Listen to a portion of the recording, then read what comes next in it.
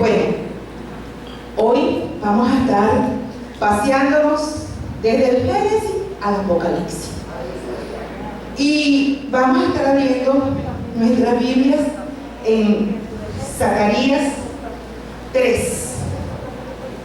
Y vamos a leer un poquito de la porción de la palabra, del 3, del 1 al 7.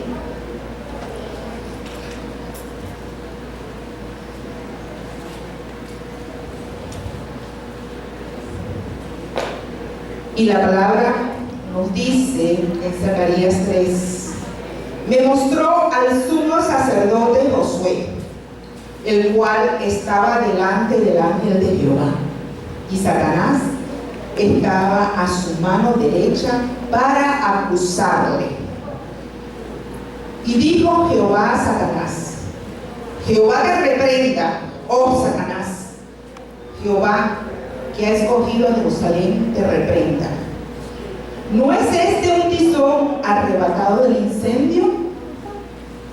Y Josué estaba vestido de vestiduras viles, y estaba delante del ángel. Y habló el ángel y mandó a los que estaban delante de él, diciendo: quitarle esas vestiduras viles. Y a él le dijo: mira que te he quitado de ti tu pecado, y te he hecho vestir de ropas de gala. Después dijo: pongan mitra limpia sobre su cabeza. Y pusieron una mitra limpia sobre su cabeza, y le vistieron las ropas. Y el ángel de Jehová estaba de pie. Y el ángel de Jehová amonestó a Josué diciendo: así dice Jehová de los ejércitos: si anduvieres por mis caminos, y si guardares mi ordenanza, también tú gobernarás mi casa, también guardarás mis atrios, y entre estos que a ti aquí te daré lugar. Qué hermosa la palabra que nos está enseñando el Señor, encaminándonos y mostrándonos cuál es nuestra condición. Esa condición que en este caso Josué era un siervo de Dios, Josué era un sacerdote.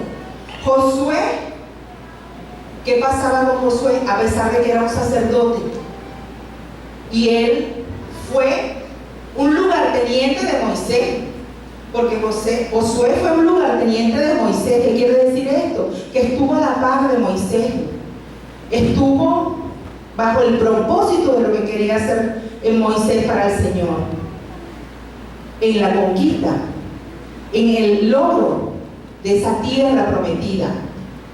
Él estuvo haciendo con Moisés luchas, y él fue uno de los dos, él y Caleb, Josué y Caleb. Ellos fueron los que dijeron: sí, sí podemos, sí se puede, sí es buena la tierra. Entonces, si Josué era un sacerdote y hacía las cosas, hacía muchas cosas de acuerdo a lo que Dios tenía en su propósito, ¿qué pasaba con Josué? Que Josué no dejaba de hacer cosas que no eran del agrado de Dios. Josué aún cometía pecado. Josué aún tenía esas vestiduras viles. Entonces el Señor nos dice acá, cuando se presenta, Josué estaba vestido de vestiduras viles y estaba delante del ángel. Y Josué era un sacerdote. Entonces, ¿qué pasa? Que Jesús mismo lo revistió en ese momento, porque en ese mismo momento, cuando le dice: y dijo Jehová a Satanás, Jehová te reprenda, ¿quién estaba ahí? Nuestro Señor Jesucristo con él, indudablemente, no lo podemos poner en duda. Entonces, ahí en ese momento él hizo un cambio a una nueva vestidura delante del Señor. Vamos a estar claros.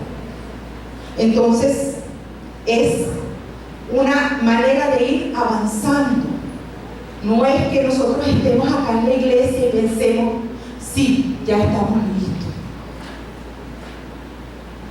El título de esta prédica lleva por nombre ¿Cómo están nuestras vestiduras delante de Dios? Pregúntale al que está a tu lado, ¿cómo está tu vestidura delante de Dios? Porque el Señor a cada instante nos está preparando de acuerdo a nuestras vestiduras. ¿Qué vestidura vamos a tener? Y nosotros no nos vestimos ante el Señor en el momento de la partida. Nosotros cargamos el vestido puesto todo el tiempo. Vayámonos a Génesis 3:7. A ver, Axel, échame una ayudadita con esto, por favor. 3:7.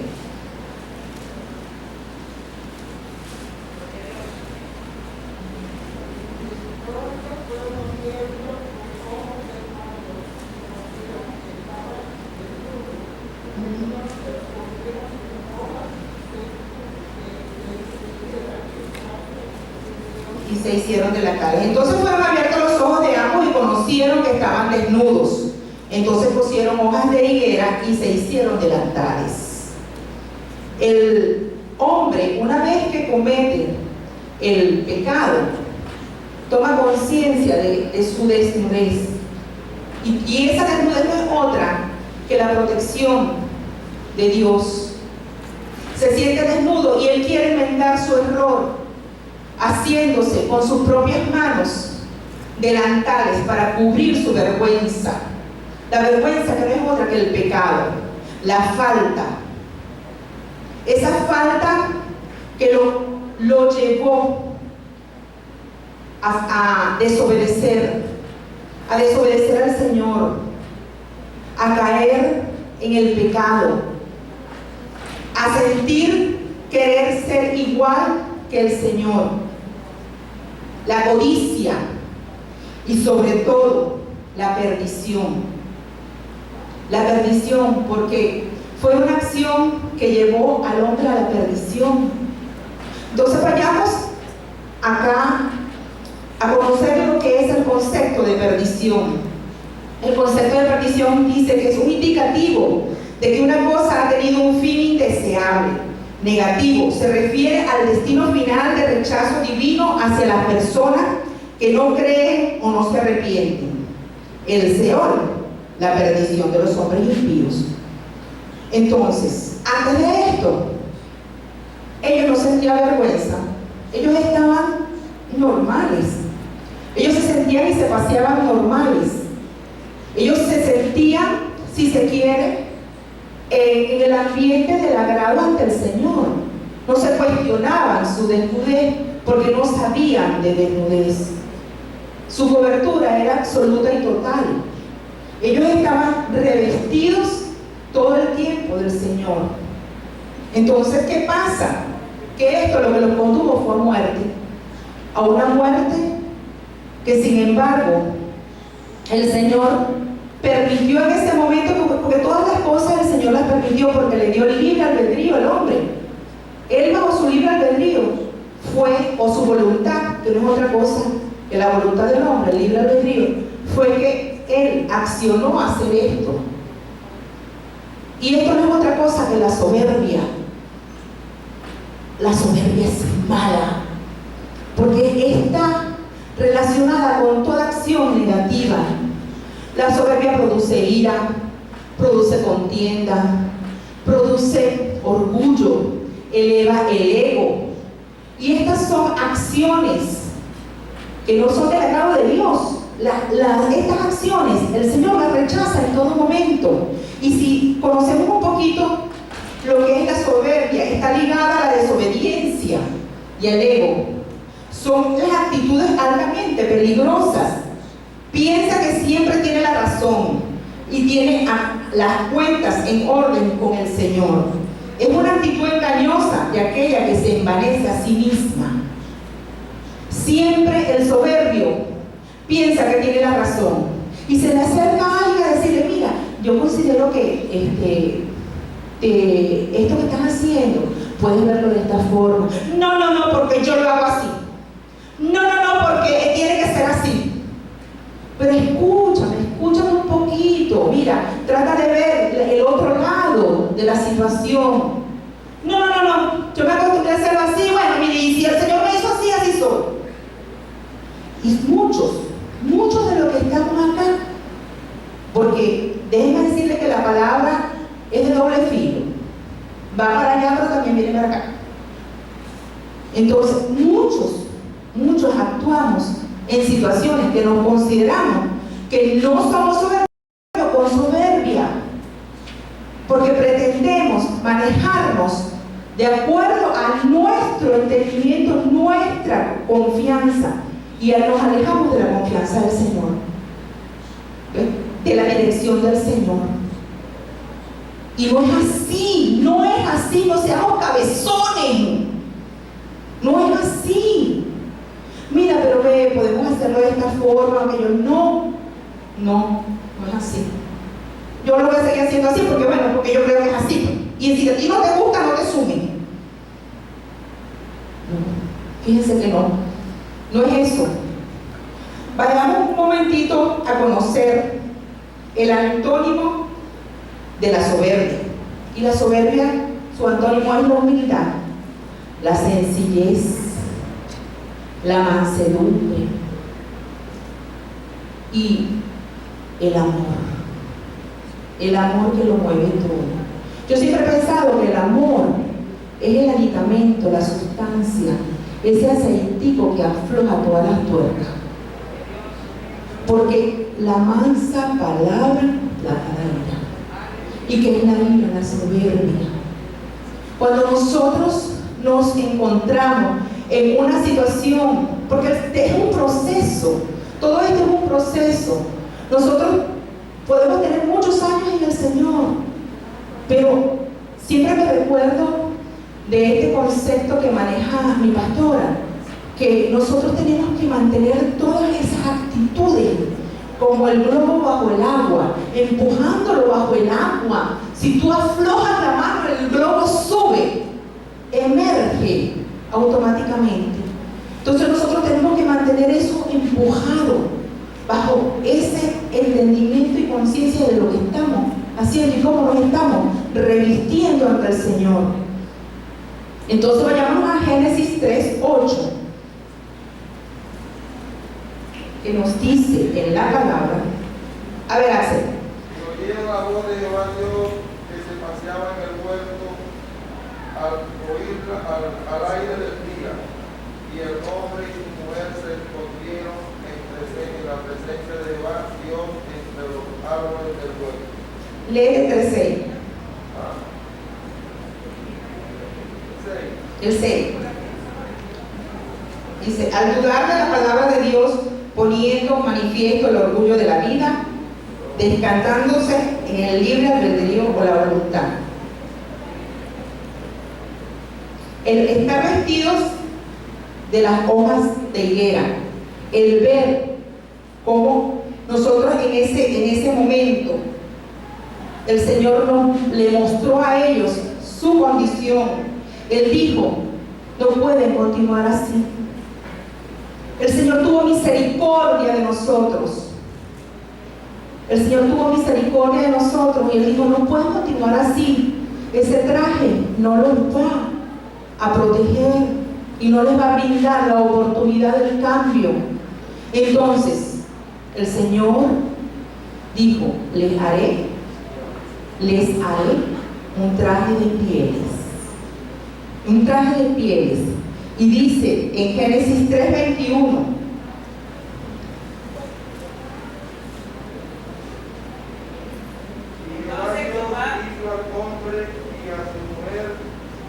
una túnica de pieles y lo vistió, y dijo Jehová Dios: he aquí el hombre es como uno de nosotros, sabiendo el bien y el mal. Ahora pues, que no. Entonces le dijo: y Jehová Dios hizo al hombre y a la mujer túnicas de pieles y los vistió. Ahí hubo una transformación. Le brindó la oportunidad de un nuevo traje. Entonces nos encontramos con el primer traje de la Biblia de Dios para con nosotros, que es el traje del creyente. Ese traje del creyente donde el Señor permite matar a un animal, el primer sacrificio de sangre. Es el primer sacrificio de sangre que se hace en la Biblia.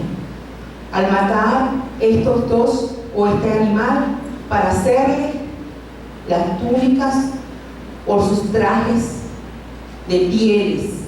Y entonces, ¿qué nos indica eso? Que a través del derramamiento de la sangre es que nosotros podemos encauzar nuestra salvación. Podemos llegar a tener una salvación. Dios sacrificó un animal inocente. ¿Por quién? Por un pecador. Así fue el sacrificio de nuestro Señor Jesucristo. Él era inocente. Él no tenía pecado. Y hoy en día, nosotros para alcanzar la salvación tenemos que reconocerle a Él, reconocerle y revestirnos de Él para tener esa salvación. Porque los trajes de higuera no les servían para nada. Esos trajes de higuera no sirven. Y ahí el mundo está vestido de trajes de higuera, de trajes de pecado, de trajes que no edifican. Pero bajo la misericordia de Dios, Él revistió nuestras vidas con esos trajes de piel inicialmente. La misericordia. ¿Qué es la misericordia? La misericordia para con nosotros es la disposición a compadecerse de los sufrimientos ajenos.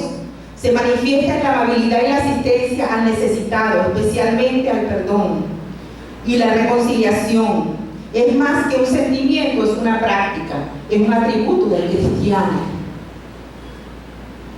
Nosotros tenemos que practicar la compasión.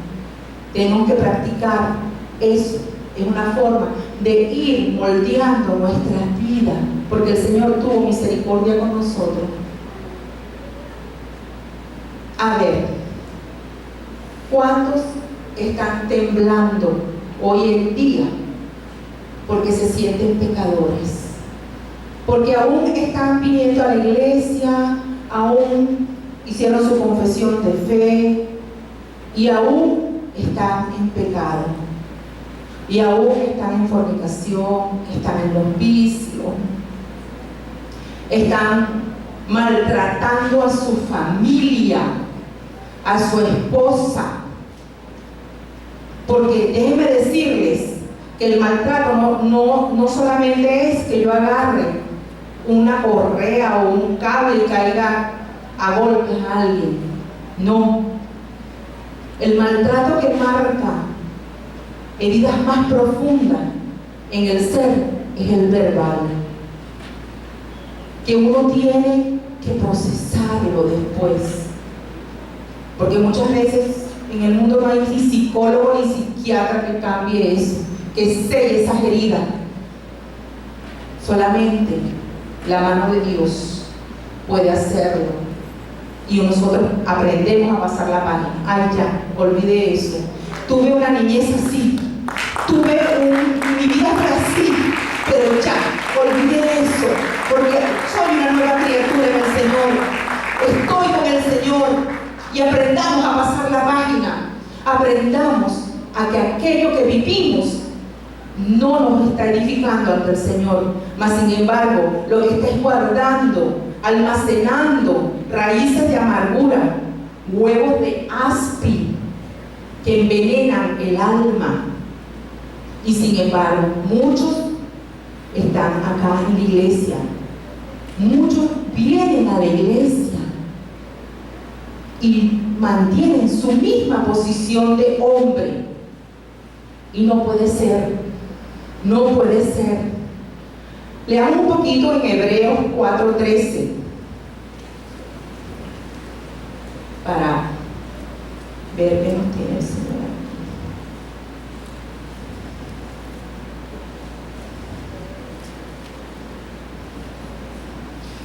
Cuando lo tengan, digan amén, y que se eleve una voz de trompeta. Gloria a Dios. No hay cosa creada que no sea manifiesta en su presencia. Ante él todas las cosas están desnudas y abiertas a los ojos de aquel a quien tenemos que dar cuenta. Pues sí, es así. Muchos pensamos que porque nosotros cerremos la puerta de nuestra casa, el ojo de Dios no está ahí. Y alamos a los muchachos por las mechas y viene el maltrato físico y aquella actitud de desagrado con todo lo que hacemos. No porque a mí me tocó, no porque yo tengo que hacerlo, y entonces más nadie hay quien lo haga, y entonces quién va a venir y hasta cuándo. Y no es así, Señor. El Señor ve todo. Y tengan presente, mis hermanos, que cuando en la palabra se habla de arrugas, ¿verdad?, y manchas, nos están hablando de arrugas, son los pecados. No matarán, no robarán. Pero las manchas, ¿cuáles son las manchas? Si no es otra cosa que nuestras actitudes ante el Señor. Ah, no, pero que yo no peco. No pecan. ¿Usted seguro que no pecan? Todos pecamos. Todos estamos en un proceso. Todos estamos en un crecimiento. Todos estamos cambiando nuestras vestiduras. Somos algo así como el gusano de seda. Somos crisálida y luego nos convertimos en mariposa. Es una transformación, una metamorfosis que vamos viviendo ante el Señor, que vamos creciendo ante el Señor. Mis hermanos, tenemos que disponernos a examinarnos todos los días, a ver cómo están nuestras vestiduras ante el Señor. Porque el Señor nos dice que nada con arrugas y con manchas entrará al reino de los cielos. Nosotros tenemos por costumbre, sobre todo el venezolano, que cuando nos invitan a un sitio, si es una boda, imagínense, ¿qué me voy a poner? ¿Qué me voy a poner? ¿Qué me voy a poner? Se ve que me oiga la hija mía que me dice, bueno, mami, te pones esto y te tienes que dar el pelo así y te tienes que no sé cuánto. O sea, pendiente de cómo nos vamos a vestir para un acto determinado. Nosotros, como no sabemos cuándo nos va a llamar el Señor, como no sabemos si el rapto es mañana, esta noche o dentro de media hora, que venga una explosión y ¡puf! Y nos vayamos, nosotros tenemos que estar cuidadosos de que ese traje que tenemos puesto no tenga ni arrugas ni manchas. Porque si tiene arrugas y manchas, no vamos para el baile. No vamos a ir para el baile. Nos vamos a quedar. ¿Ven? Entonces, el Señor a nosotros nos ofrece vestiduras hermosas, vestiduras lindas. Mira, el Señor nos tiene un closet tan hermoso de trajes que para nosotros es inimaginable. Son vestiduras celestiales, vestiduras que nosotros tenemos que ponernos delante del Señor. Vamos a irnos a Apocalipsis 7.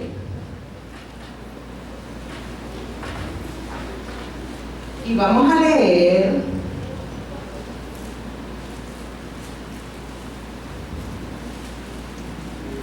a ver. Ok. Apocalipsis 7. Y leo el 7, el 9. Leo primero el 9. Y dice: después de esto miré, y he aquí una gran multitud, la cual nadie podía contar, de todas naciones y tribus, y pueblos y lenguas, que estaban delante del trono y en la presencia del Cordero, vestidos de ropas blancas y con palmas en las manos. Y clamaban a gran voz diciendo: la salvación pertenece a nuestro Dios que está sentado en el trono y al Cordero. Vayámonos al 13. Y dice: entonces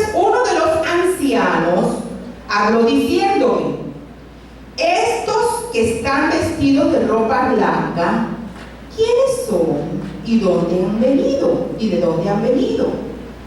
Entonces yo le dije: Señor, tú lo sabes. Y él me dijo: estos son los que han salido de la gran tribulación y han lavado sus ropas y las han emblanquecido con la sangre del Cordero. Leamos el 17. Porque el Cordero que está en medio del trono los pastoreará. ¿Qué va a hacer el Cordero? Los pastoreará y los guiará a fuentes de agua de vida, y Dios enjugará toda lágrima de los ojos de ellos.